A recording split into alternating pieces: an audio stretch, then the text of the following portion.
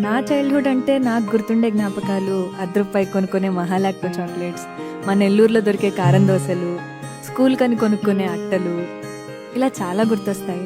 మరి ఈ పాట వినగానే మీకేం గుర్తొచ్చింది? కామెంట్స్‌లో చెప్పేయండి.